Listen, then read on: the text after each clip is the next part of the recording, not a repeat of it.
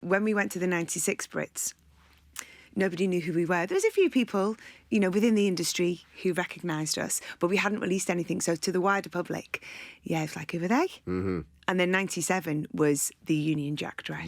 Yeah. And that's cool.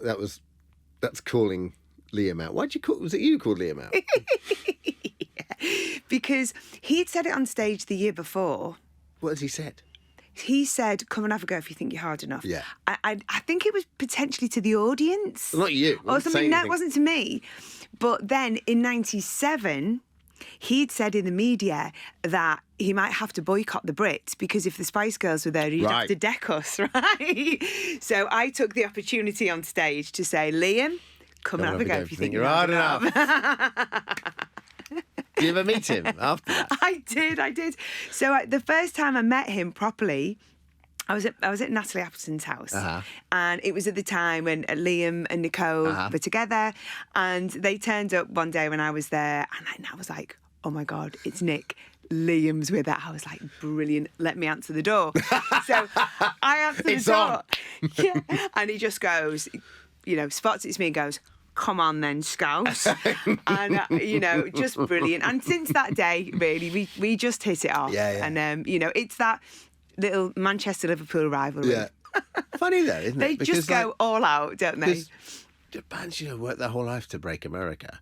But it happened quite easily for you. Yeah.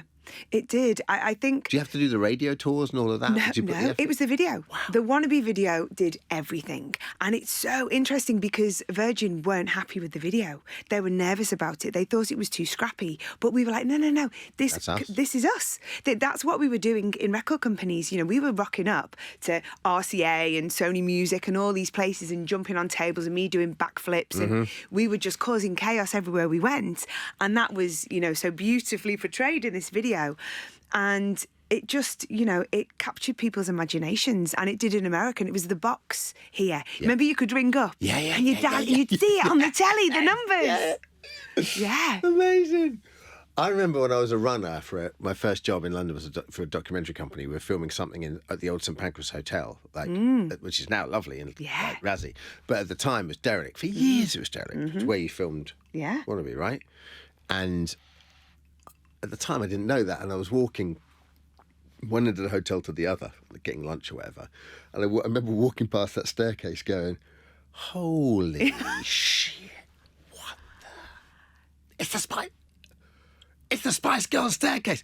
And still to this day, you see people recreate on that staircase now. I love it. There's a plaque outside on the hotel. Is that right? I love that. I want a plaque outside where I live. Yeah. But yeah, those stairs, people come from all over the world to do a little bit of Wannabe on those stairs and film themselves.